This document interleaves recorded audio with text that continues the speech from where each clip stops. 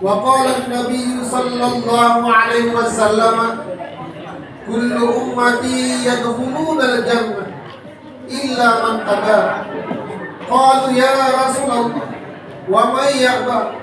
Qala man ata'ani dakhala al-jannah wa man 'asani faqad aba. Atau kama qala Rasulullah sallallahu alaihi wasallam. Alhamdulillah, yang kami hormati Bapak-bapak Puspika Plus Kecamatan Singkohor, yang kami hormati Bapak-bapak pengawas, kemudian yang kami hormati Bapak Kepala SMP Negeri 1 Singkohor beserta Bapak-bapak, Ibu-ibu Dewan Guru sekalian. Yang kami hormati seluruh undangan kami yang berhadir pada kesempatan yang berbahagia ini, yang mungkin tidak kami sebutkan satu persatu namanya. Yang kami sayangi anak-anak kami, para pelajar putra dan putri, calon pemimpin bangsa ini yang akan datang.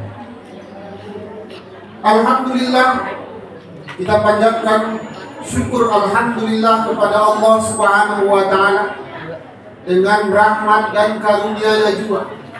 Pada kesempatan yang berbahagia ini, Allah kumpulkan kita di ruang belajar SMP Negeri 1 Singkohor ini dalam rangka memperingati Maulidnya Nabi Muhammad sallallahu alaihi wasallam dengan tema meneladani adab dan akhlak baginda Rasulullah sallallahu alaihi wasallam dalam menuntut ilmu dan menjalani kehidupan. Hadirin Bapak Ibu, anak-anak kami yang kami sayang, judul yang dicantumkan di sini memang sangat cantik. Mudah-mudahan bisa kita realisasikan dalam kehidupan kita. Salawat dan salam tak lupa juga kita sampaikan kepada Nabi kita Muhammad sallallahu alaihi wasallam. Kita ini sebentar ya. Kalau saya ceramah itu udah lama-lama. Kalau saya foto bahagia itu cuma 15 menit. Ini paling-paling kurang lebih 42 menit lagi. Sabar aja. Habis itu terserah mau lari. Ya, sebentar lagi. Salawat dan salam tak lupa juga kita sampaikan kepada baginda Nabi Muhammad sallallahu alaihi wasallam. Nabi katakan, "Man nasiya salata alayya faqad nasiya tariqan ilal jannah." Siapa yang lupa berselawat kepadaku, lupa di dalam surga. Maka kalau disebut nama Nabi kita Muhammad, kita dianjurkan menjawab dengan sallallahu alaihi wasallam. Hadirin yang mulia, kita ini sebagai umat Nabi dianjurkan banyak-banyak berselawat kepada Nabi. Untuk apa selawat ini fungsinya? Agar kita mendapat syafaat. Apa itu syafaat? Bantuan. Kira-kira anak-anak kami ada yang nggak kepingin dia dapat bantuan? Bantuan PKH kah namanya? Bantuan apa? Biasanya semua orang kepingin dapat bantuan. Jangankan anak-anak, bapak-bapak pun kepingin dapat bantuan. Jangankan orang-orang biasa, orang kaya pun kepingin dapat bantuan. Ya kan? Udah kaya dia, kalau ditawarin, Pak, dia ada bantuan ini, mau kan? Mau dong. Ya kan? Jadi apa itu syafaat? Syafaat itu kita kepingin dapat bantuan. Bantuan siapa? Bantuan baginda Nabi Muhammad sallallahu alaihi wasallam. Maka kita dianjurkan nanti di hari akhirat susah kehidupan kita, maka kita perlu bantuan. Siapa yang membantu kita? Nabi Muhammad sallallahu alaihi wasallam. Kenapa perlu bantuan? Karena dalam diri kita ini tidak ada yang bisa kita andalkan. Salat kita, ya kan? Apalagi anak-anak kami salat maghrib, kadang subuhnya tak ada. Ada cuman salatnya itu kan persatuan salat maghrib saja. Maghrib salat misalnya tak ada. Jadi seluruh diri kita ini amal kita nggak bisa kita andalkan. sholat kita nggak bisa kita andalkan, zakat kita, sedekah kita nggak ikhlas kadang-kadang ya kan, supaya tengok orang. Apa yang bisa kita andalkan? Nggak ada. Keikhlasan kita juga kurang. Apalagi kan bagi guru kan keikhlasan juga masih kurang. Apa tanda keikhlasan kurang? Ya terkadang kita ini masih banyak korupsinya. Apa korupsi kita kalau bagi dewan guru, pegawai-pegawai mungkin bukan korupsi uang, tapi korupsi waktunya. Ya kan? Ini tandanya keikhlasan. Gak ada yang bisa kita andalkan dalam amal kita itu. Maka kita butuh syafaat atau bagian bantuan daripada Nabi Muhammad Sallallahu Alaihi Wasallam. Bagaimana caranya supaya kita dapat bantuan? Banyak-banyak berselawat kepada Nabi. Salawatnya macam-macam caranya. Seperti tadi yang disampaikan oleh anak-anak kita tadi, selawat Jibril, ya kan? Itu juga kalau kita baca sering istiqamah setiap hari, insya Allah kita akan dapat syafaat bagi Nabi Sallallahu Alaihi Wasallam. Tapi sayangnya tadi yang selawat Jibril cuma beberapa orang saja. Sekarang kita mulai sama-sama, semua kita baca selawat Jibril agar kita berharap kepada Allah nanti di hari akhirat kita mendapat syafaat dari Nabi Sallallahu Alaihi Wasallam. Kita serentak, 1, 2, 3. Sallallahu ala Muhammad Sallallahu alaihi wasallam Sallallahu ala Muhammad Sallallahu alaihi wasallam.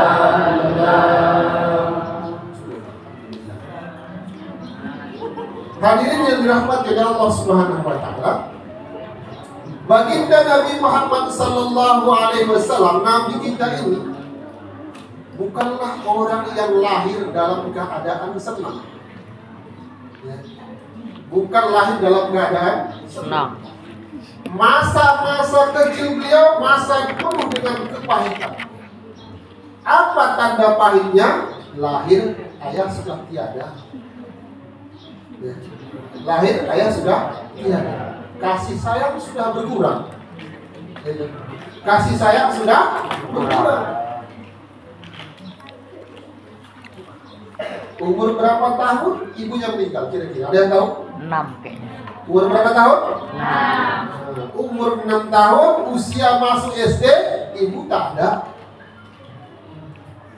Kurang kasih sayang lagi. Ya. Usia 8 tahun, kakek sudah tiada juga. Hidup baginda Nabi Sallallahu Alaihi Wasallam masa kecil saja sudah penuh dengan kesusahan, problem. Tapi problema yang dihadapi oleh baginda Nabi Sallallahu Alaihi Wasallam ini akan menghantarkan beliau satu posisi yang tidak dimiliki oleh siapapun. Hadirin yang mulia, kesusahan bukanlah berarti kita gagal. Kesusahan bukan kita gagal, tapi kesusahan ini adalah awal daripada keberhasilan. Inilah Rasulullah Sallallahu Alaihi Wasallam. Anak kami yang kami sayangi, Bapak Ibu, hadirin yang dirahmati oleh Allah, yang kami hormati. Ini dah kehidupan Rasulullah SAW. Dari kecil dia sudah susah gitu. Kecil sudah susah. Umur 6 tahun ibunda meninggal, 8 tahun kakeknya meninggal. Kecil-kecil sudah bekerja. Kecil-kecil sudah bekerja untuk memenuhi kehidupan sehari-hari. Apa yang kita teladani daripada hidup Rasulullah SAW? Rasulullah walaupun dalam keadaan susah, dia tetap berhasil. Maka terutama sekali dalam menuntut ilmu, jangan tergantung kepada jajan. Ya kan? Kalau nggak ada uang jajan, tak jadi sekolah. Wah, ini anak TK ini. Ini anak TK. Kalau tak dapat jajan, biasanya kalau sekarang mungkin anak SMP tak kurang dari 8.000 ya kan. Anak saya SD aja dikasih 4.000 tak terima dia. Pak, masa 4.000 katanya. Yang SD itu minta 5.000. Yang SMA minta 10.000. Hadirin yang dirahmati Allah Subhanahu wa taala, jangan gara-gara sedikitnya uang jajan kita nggak jadi berangkat sih. Bagaimana Nabi sallallahu alaihi wasallam dari kecil telah mencontohkan kepada umat ini bahwa kita bisa berhasil apabila tertanam dalam diri kita manjada wajah. Manjada wajah. Sekali lagi, manjada wajah. Artinya siapa sungguh-sungguh pasti. Ini saya buktikan. Orang yang berhasil itu bukan karena orang pintar, tapi karena kesungguhan. Saya masih teringat memori saya. Waktu saya pertama masuk ke Pondok Pesantren Tanah Merah, maka ujian pertama saya dapat peringkat 29, nangis saya. Dari 40 siswa, 29, Masya Allah, 11 cuma bisa dilompat. Nangis saya, sedih saya. Datang ustazah saya, halus-halus, maka dikasih nasihat, dikasih arahan. Ujian selanjutnya dikasih arahan bahwa orang yang berhasil itu orang yang sungguh-sungguh. Dikasih arahan, dikasih nasihat. Dia bilang, ini lempar ujian ini, jangan kamu koyak, jangan kamu bakar, kamu tengok-tengok. Nanti waktu mau ujian, kamu ujian lagi. Ingat nilai kamu yang lalu. Maka hari mulia gratis naik. Ujian selanjutnya bukan lagi peringkat 25, dapat 5 besar. Kenapa? Karena kita sudah berusaha. Jadi anak-anak kami yang mungkin IQ-nya nggak pernah dapat juara, buktikan sekali-sekali saya mesti bisa. Saya mesti bisa.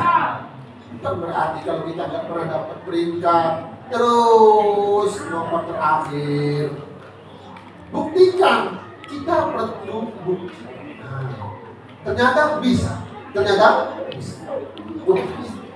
Saya buktikan lagi, saya coba lagi. Ujian selanjutnya dapat peringkat 3 besar. Maka dimulia anak-anak kami yang kami sayangi, jangan dia nomor 1 dari kelas 1 sampai nanti kelas 7 sampai kelas 9 dia terus juara 1. Sekali-sekali geserkan dia. Saya juga kepingin kita punya semangat yang tinggi, Jangan terkecoh dengan kecanggihan teknologi sekarang. Berangkat sekolah tengok HP, pulang sekolah tengok HP. Kalau orang sistem begini kapan dapat juara? Hadirin jemaah yang dirahmati oleh Allah Subhanahu wa taala, maka oleh sebab itu kita ingin meneladani akhlak Rasulullah sallallahu alaihi wasallam. Apakah yang kita mesti pelajari dari kehidupan Nabi? Kesungguh-sungguhan beliau. Kita bayangkan dari tak punya ayah, mama sudah meninggal dari kecil, tapi bisa menjadi orang yang sukses. Sudah besar menjadi pedagang yang sukses Nabi sallallahu alaihi wasallam. Ya, sebelum menikah dia sudah menjadi pedagang yang sukses. Setiap kali berdagang pulang membawa untung yang besar. Hadirin yang mulia, setelah beliau berumah tangga kemudian menjalankan dakwah agama itu, beliau berbagai macam rintangan yang dihadapi. Namun Rasulullah SAW tetap menjadi tauladan bagi. Ada satu anak-anak yang berkhidmat kepada Nabi selama 10 tahun. Namanya Anas bin Malik. Ada satu orang sahabat anak-anak yang melayani Rasulullah SAW, berkhidmat kurang lebih 10 tahun. Tapi tidak pernah dimarah oleh baginda Nabi. Apa yang diajarkan oleh Nabi?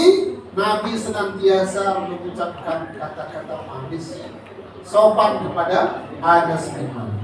Sehingga kata Anas bin Malik, selama aku 10 tahun melayani Nabi, sekalipun aku tak pernah merasa sakit hati. Hadirin mulia, sebab apa? Bahasa yang keluar dari bibir baginda Nabi SAW bahasa yang menyenangkan. Suatu ketika Anas memecahkan piring ini, tapi Rasulullah tidak memakai. Ya sudahlah, namanya sudah takdir. Ya, namanya sudah takdir. Kalau sudah takdir, ya apa tidak dikata lagi. Kalau sudah jatuh, tidak mungkin dia jatuh lagi. Ya. Tapi Anas tidak dimarahi oleh baginda Rasulullah. Dalam kehidupan sehari-hari, bicara ini mesti kita jaga. Terutama sekali kepada bapak-bapak, ibu-ibu guru kita. Jangan istilahnya lupa kacang di kulit. Lupa kacang di kulit. Oh ini Pak Mahidin kan kepala sekolah lagi. Ya kan? Jumpa di warung, jumpa di jalan, tak tegur sapa lagi. Seolah-olah tak kenal. Ya kan? Wah, kan bukan kepala sekolah lagi dia. Ini bukan ajaran yang baik.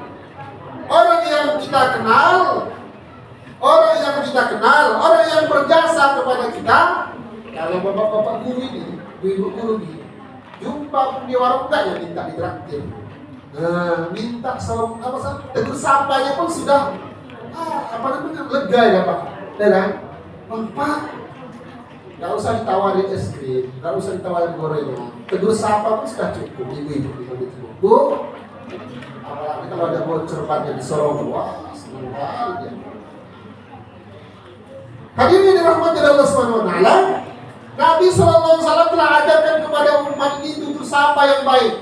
Jadi kalau bahasa-bahasa yang sering kita dengar ini, terutama dengan lajang ini, bahasa binatang itu bukan bahasa Islam. Bukan bahasa Islam. Haiwan. Sebutnya bukan nama binatang. Ya, anjir. Itu bukan bahasa kita. Karena ulang anjir. Bukan bahasa Islam. Bukan ajaran Islam. Jadi nggak perlu dibiasakan. Jangan manggil teman itu dengan sebutan binatang.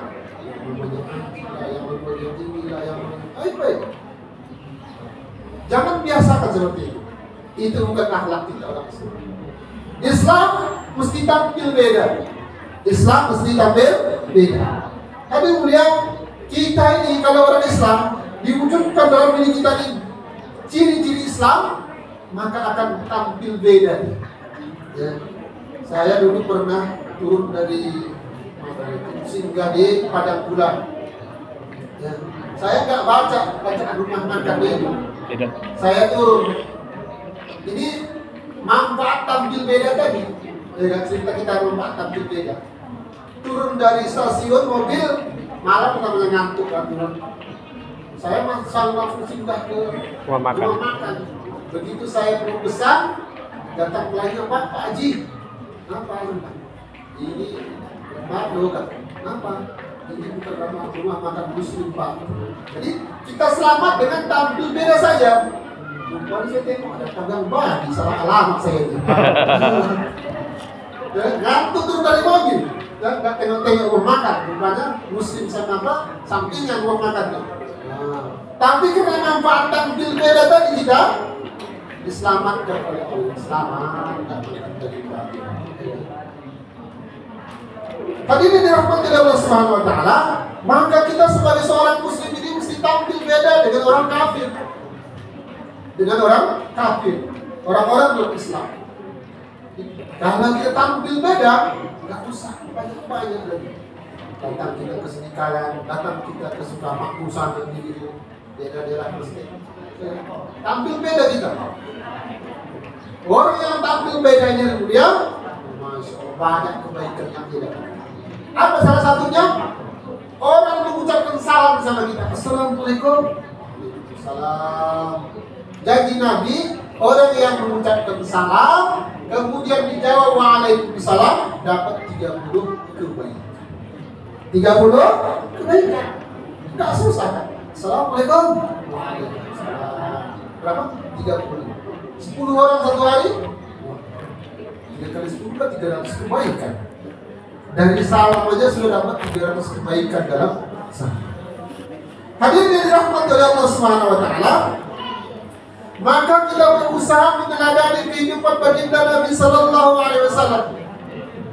Satu pemimpin besar Indonesia. B.J. Habibie. Presiden kita yang berapa itu? Ada yang tahu anak? B.J. Habibie presiden keberapa? Masa ketiga? Hah? Betul atau salah? Betul atau salah itu ya? B.J. Habibie, beliau apa keistimewaan? Dia orang yang cerdas. Satu warga Indonesia yang berkualitas, sehingga negara lain pun berebut dia. Dua amalan istimewa dalam diri B.J. Habibie, sehingga dia menjadikan dirinya intelektual, bukan hanya terpandang di Indonesia, tapi negara-negara lain kagum terhadap kepintaran dia. Apa amalan dia? Pertama, dia senantiasa sholat malam. Sholat. Jadi kalau mau ujian nanti, coba satu minggu sebelum ujian, sholat tahajud setiap malam. Sholat tahajud tiap malam.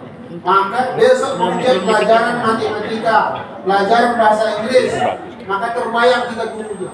Ini yang diajarkan kemarin, ini yang diajarkan kemarin. Terbayang kita. Kita akan terbayang, sehingga dengan bantuan Allah lewat salat tahajud, orang yang gak pinter pun bisa dapat takdir. Ini telah dibuktikan oleh bukan hanya Presiden kita B.J. Habibie, tapi banyak teman-teman kita yang telah buktikan ini. Tapi jangankan salat tahajud karena suruh bolong, kemana dapat suara ya? Kemana lah merubah nasib? Padahal Allah katakan dalam Al-Quran, Innallaha la yughayyiru ma biqaumin hatta yughayyiru bi anfusihim. Allah tidak merubah nasib kamu kecuali kamu yang berubah. Kalau kita ingin juara, kita mesti berusaha.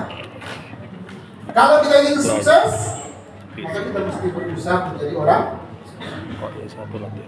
Nah, ini kami yang kami sayangi. Inilah yang diajarkan oleh Allah Subhanahu wa taala kepada baginda Rasulullah sallallahu alaihi wasallam.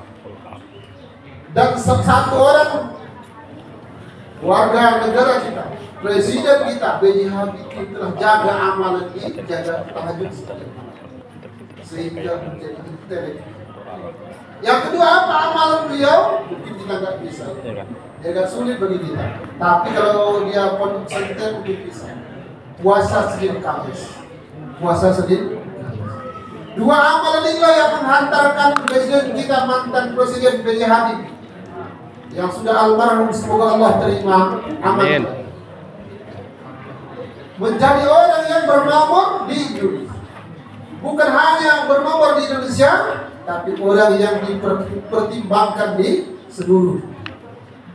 Hadirin yang dirahmati Allah, maka kita, terutama anak-anak kami, di calon-calon pemimpin bangsa yang akan datang, calon-calon pemimpin Indonesia yang akan datang. Kalau mau bangsa kita dibangkit dunia, maka dari generasi mudanya harus penuh dengan prinsip yang bagus, pemikiran yang bagus, pemikiran yang betul, sehingga bangsa ini bisa menjadi baik masa yang akan. Nah, kami yang kami sayangi, Bapak Ibu yang dirahmati oleh Allah Subhanahu wa taala. Allah Subhanahu wa taala katakan bahwa baginda Nabi sallallahu alaihi wasallam menjadi contoh bagi kita. Bukan hanya bagi anak-anak saja, tapi bagi bapak-bapak, ibu-ibu, kita semua, bahwa kehidupan Nabi sallallahu alaihi wasallam menjadi contoh bagi kita dalam menjalani kehidupan, Semangat yang kuat, gigih, kemudian mengandalkan Allah dalam hidup. Seperti tadi presiden kita B.J. Habibie, dia mengandalkan Allah. Setiap malam sholat tahajud. Kita juga kalau ingin berubah nasib, ya kan? Apalagi sekarang ada gencar-gencar dengan magnet rezeki, iya kan Pak Aris? Ada juga. Jadi kalau saya tengok-tengok, saya pelajari magnet rezeki itu Pak, mengandalkan Allah, mengandalkan mereka berzikir. Saya senang tahu sekilas saja, saya berzikir. Masya Allah, berzikir mereka sambil menangis. Ingin berubah nasib, sehingga Dengan zikir mereka Allah beri mereka perantara mungkin lewat usaha mereka bisa maju. Hal ini juga telah dicontohkan oleh Nabi SAW. Ada satu orang sahabat, ya Nabi Allah, aku ini sudah miskin. Tapi dia nggak pakai Miskin kali dia. wasil. Di zaman Nabi Musa alaihissalam ada satu keluarga sangat miskin sekali. Sangat miskin sekali. Tak punya apa-apa, bosan. Sudah mau mati aja, bosan hidup mati tak mau. Bosan hidup mati tak mau. Maka suatu ketika mereka musyawarah sama istrinya bilang, wahai banda, kita ini kan Nabi, namanya Nabi Musa alaihi.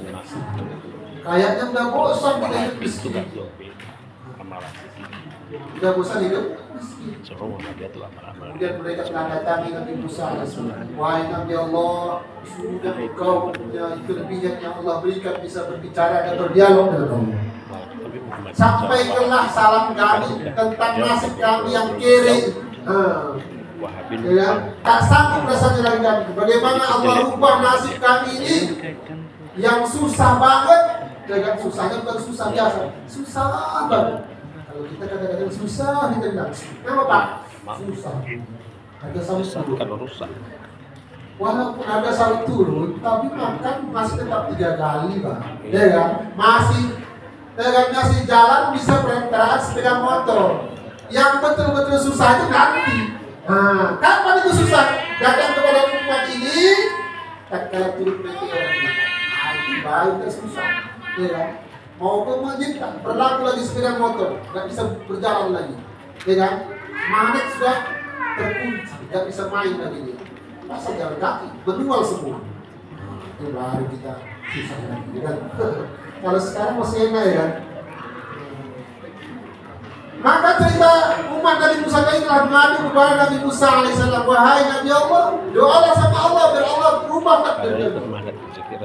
Maka singkat cerita Nabi Musa katakan, wahai saudaraku, sekarang kalian pulang, nanti datang lagi. Maka Nabi Musa pun berdoa kepada Allah, bermunajat kepada Allah tentang kaumnya ini, umatnya ini yang nasibnya sudah kere sekali, susah sekali kehidupannya. Kalau bahasa kita makan pun susah, nggak ada yang kerja tak punya penghasilan. Maka beberapa hari kemudian datang lagi Nabi Musa.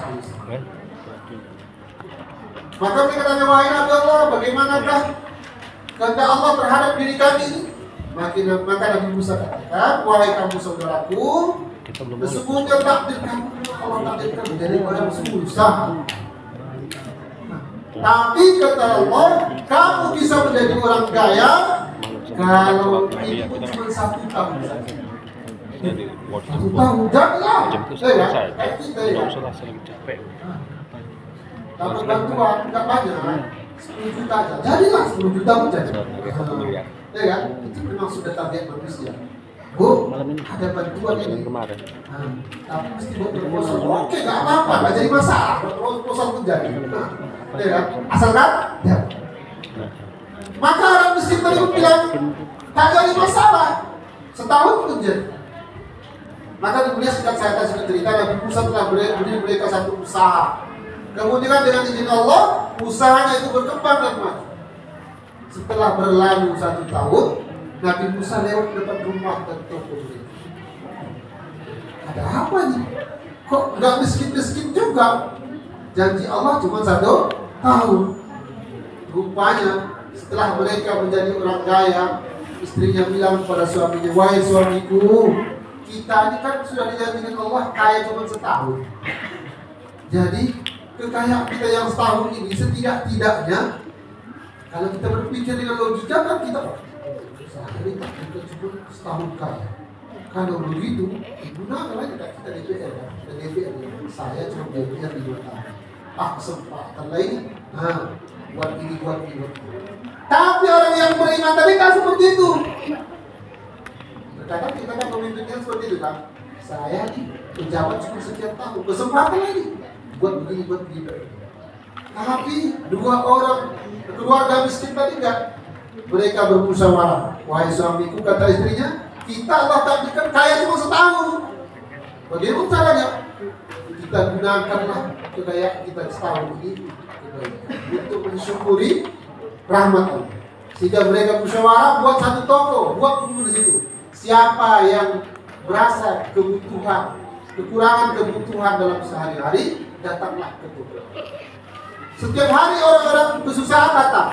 Setiap hari orang yang kurang beras, yang kurang ini.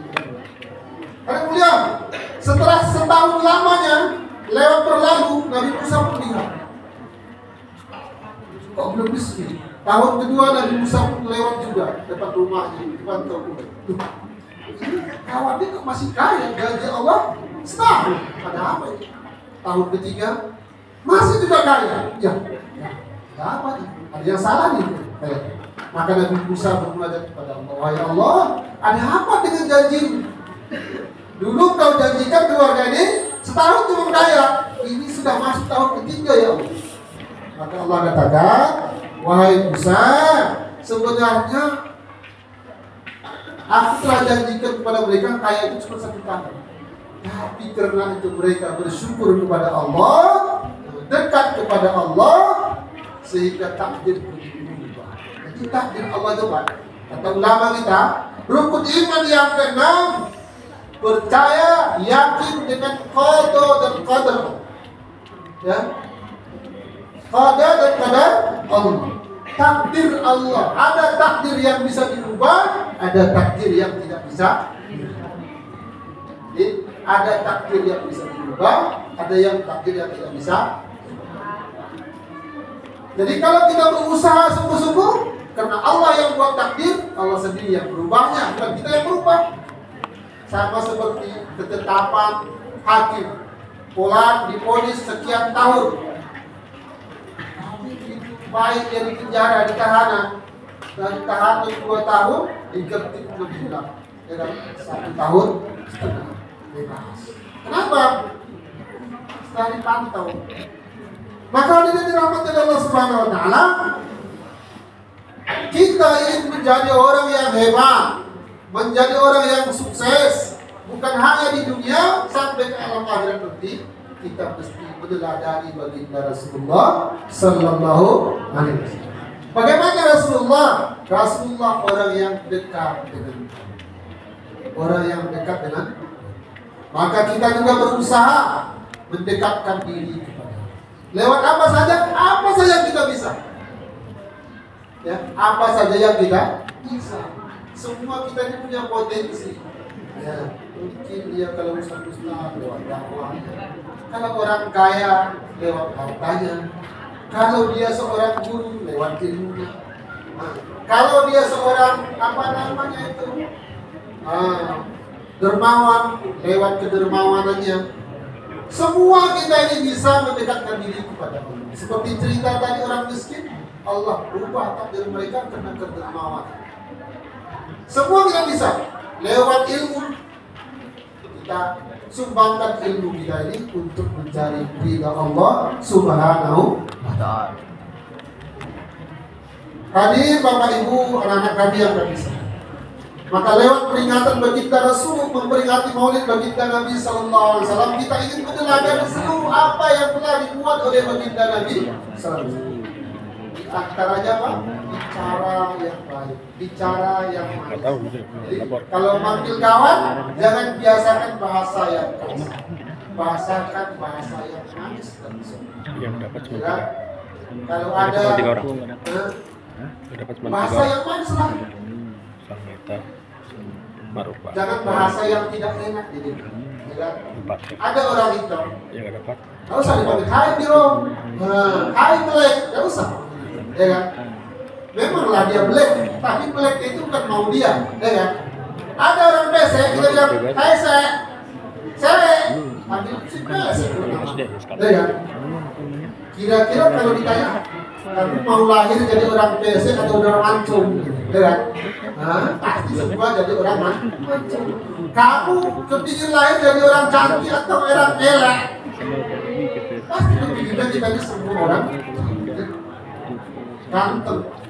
Kalau ditanya, ada yang gak kepingin lahir jadi orang miskin? Ada kira-kira? Ada yang kepingin lahir dari orang miskin? Gak ada. Pasti kepingin kalau ditanya jadi orang kaya. Itu kan maunya kita. Maunya kita. Tapi maunya Allah kan? Maka ulama kita katakan, ulama kita ajarkan seluruh apa yang ada pada kita, kalau kita syukuri, itulah yang terbaik. Kalau kita syukuri, itulah yang terbaik. Kalau kita nggak syukuri, itulah membawa kehancuran. Hadirin yang dirahmati oleh Allah Subhanahu wa taala. Maka yang perantaraan peringatan Maulid Nabi sallallahu alaihi wasallam. Nabi dalam berkeluarga, Nabi itu manggil istrinya dengan panggilan yang harmonis. Ya. Nabi mengatakan ya kan. Kalau bingung jangan panggil suaminya, hei. Kayak orang apa aja, orang pantai ya kan, orang pelan, hei. Panggilan yang manis, panggilan hanya enak didengar, yang syahdu. Ya kan? Jangan manggil suami dengan sebutan hei. Bisa juga manggil istri, nggak boleh juga manggil orang. Panggil dia dengan panggilan yang bagus. Ya kan? Kalau teman kita pun seperti itu juga. Hai ganteng, hai manis, ya kan? Hai cantika. Bapak cantika si cantik ya kan? Panggillah dengan sebutan yang manis yang menyenangkan hatinya. Yang menyenangkan hati teman kita. Kita berusaha menyenangkan semua orang. Kita berusaha menyenangkan semua. Kalau ada teman kita terlambat juga, kita berusaha senyum sama dia. Lambat ya, oh bocor tadi pagi. Jangan mentang-mentang dia terlambat sekali ini kan, langsung miring mata kita tengok dia. Berusaha menyenangkan teman kita. Mungkin ada uzur dia, tapi jangan uzur selalu. Ya kata Roma Irama, jangan kehilangan tongkat dua kali. Jangan hari ini terlambat, besok terlambat, besok terlambat. Seminggu sekolah sekali yang gak terlambat. Nah, itu gawat itu kan. Itu gawat kan. Kita ingin menjadikan diri kita seperti baginda Rasulullah Sallallahu Alaihi Wasallam. Dia ingin menjadi partner. Kita ini semua ingin menjadi orang yang menjadi contoh bagi umat ini, bagi bangsa kita, bagi sekolah kita, sehingga kita ini bisa menjadi orang yang disayangi oleh semua. Maka oleh sebab itu, lewat peringatan Maulid Nabi Sallallahu Alaihi Wasallam pada kesempatan yang berbagi ini, kita berusaha, saya dan kita semua berusaha meneladani kehidupan Rasulullah. Kita berusaha jangan orang kampung ini nangka-penangka dikokoh di pagi. Kata ini koh bilang. Kata Pak Kepala Sekolah tadi sudah 30 tahun memperingati Maulid Nabi, tapi tidak ada satu pun sifatnya seperti sifatnya. Satu pun sifatnya tidak ada seperti sifat. Maka kita berusaha bagaimana sifat kita ini satu demi satu mewarisi, kita warisi sifat baginda Nabi Sallallahu Alaihi Wasallam. Sifat yang terkenal berapa sifat Nabi? Anak kami. Berapa sifat Nabi yang terkenal? 4. Ya. Itulah 4. Berapa? 5. Masa sifat Nabi 25 kah? Sifat-sifat Rasul berapa? 4. Nah, apa dia kan?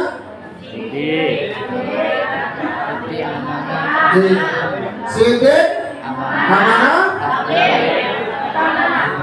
Apa itu sidik? Senantiasa berkata jujur. Nabi katakan, berkatalah kamu jujur walaupun pahit, ya kan? Lambat-lambat. Kata guru piket Pak, tadi begini. Besok lambat lagi. Kalau kemarin bosnya bocor Pak, ini tadi basah sepatu, ya kan? Berkatalah jujur, jangan suka nokoh, ya jangan suka nokoh.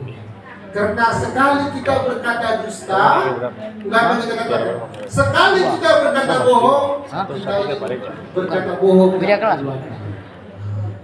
Maka kita diajarkan oleh Nabi kita berkata jujur, terutama dalam menelpon. Halo, di mana posisi? Sudah di jalan, padahal masih di rumah. Ini dosa pada ulama kita yang kita anggap sepele, padahal besar dosanya. Ya kan? Terutama di bapak yang sering. Di mana posisi? Wah, ini sudah di jalan sedekat, padahal baru berangkat dari rumah. Ya, ini dosa yang kita tidak merasa. Padahal ini dosa besar. Nah, dikatakan kita bersikap jujur. Berusahalah tanamkan sifat jujur, berkata jujur.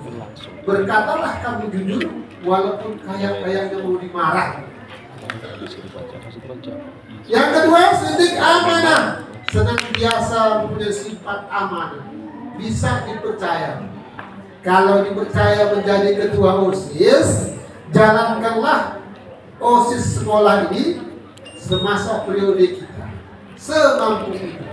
Jadi teman-teman sudah percaya sama kita sebagai ketua OSIS, maka jalankanlah organisasi sekolah ini dalam rangka 1 tahun sesuai dengan kemampuan. Jadi banyak yang mesti kita pelajari dari kehidupan baginda Nabi Sallallahu Alaihi Wasallam. Maka oleh sebab itu nanti anak-anak kami bertanyalah kepada siapa? Ibu. Kepada ibu kita guru agama, apa saja akhlak baginda Nabi SAW yang mesti kita serap dalam kehidupan. Kita orang berpendidikan mesti tampil beda dengan orang yang nggak sekolah. Ya. Jangan yang nggak sekolah sama punya pendidikan sama, gaya bicaranya, ya, kepercayaannya. Jadi kita mesti tampil beda. Orang sekolah mesti tampil beda dengan orang yang tidak sekolah. Kalau enggak, habis uang jajannya. Nah, nokohin orang tua tiap hari. 10.000 tiap hari, setahun udah berapa? 3 tahun, 360 hari, kali 10.000, berapa puluh juta udah. Habis orang tua di toko. Maka kita berusaha lewat bimbingan daripada peringatan Maulid Nabi Sallallahu Alaihi Wasallam. Kita ingin teladani sifat-sifat yang terpuji dalam diri baginda Rasulullah Sallallahu Alaihi Wasallam. Nanti tanya ibu guru kita, apa saja sifat-sifat Nabi yang mesti kita pelajari. Bukan hanya 4 tadi, sidik amanah tauhid pertanahan, tapi banyak lagi sifat-sifat Nabi yang mesti kita aplikasikan dalam kehidupan kita. Barangkali sekedar ini sudah gelisah saya ketuanya anak tadi. Penyampaian kita pada kesempatan yang berbahagia ini, mudah-mudahan lewat peringatan Maulid Nabi satu saja dalam pertemuan ini bisa kita aplikasikan dalam kehidupan kita sifat Nabi. Mungkin dari segi bicaranya, kejujurannya, apa saja keletanya, ya, apa saja dari segi ibadahnya, dari segi akhlaknya, ya, dari segi adabnya bisa kita aplikasikan dalam hidup kita. Sudah besar sekali nilainya dalam pandang. Nabi katakan, barang siapa mempelajari satu ilmu saja, itu lebih bagus daripada dia salat sunat 100 rakaat. Siapa yang sanggup? Siapa yang sanggup salat sunat 100 rakaat setiap hari? Tidak ada yang sanggup. Ya kan? Salat wajib upaya, ya kan? Apalagi salat sunat. Satu saja dalam pertemuan ini, sifat Nabi bisa kita aplikasikan dalam kehidupan kita. Sudah beruntung kali kita dalam pertemuan ini. Mudah-mudahan apa yang saya sampaikan pada kesempatan yang berbahagia ini tentang sekilas daripada akhlak baginda Nabi SAW yang bisa kita teladani dalam kehidupan kita, dalam pendidikan kita, sungguh-sungguh dalam berumah tangga, dalam menjalani kehidupan ini kita ingin meniru daripada kehidupan Rasulullah Sallallahu Alaihi Wasallam. Siapapun kita, bahwa Nabi SAW bisa kita jadikan idola kita. Karena Allah telah katakan, laqad kana lakum fi Rasulillah uswatun hasanah. Sungguh ada dalam diri Nabi contoh yang baik, baik dia sebagai seorang pemimpin atau dia sebagai rakyat biasa, baik dia seorang pelajar atau seorang guru. Nabi ini bisa dijadikan idola. Kemudian sebelum kita akhiri, kita sama-sama berdoa kepada Allah Subhanahu wa taala. Mudah-mudahan pertemuan kita ini diridhoi oleh Allah Subhanahu wa taala. Sama-sama kita berdoa. Nauzubillahi minasyaitonir rajim. Bismillahirrahmanirrahim. Ila hadratin Nabi Karim Muhammad Mustafa Rasulillah sallallahu alaihi wasallam. Summa ila arwahi jami'il mu'minina wal mu'minat bi syarikil ardi ila maqaribiha.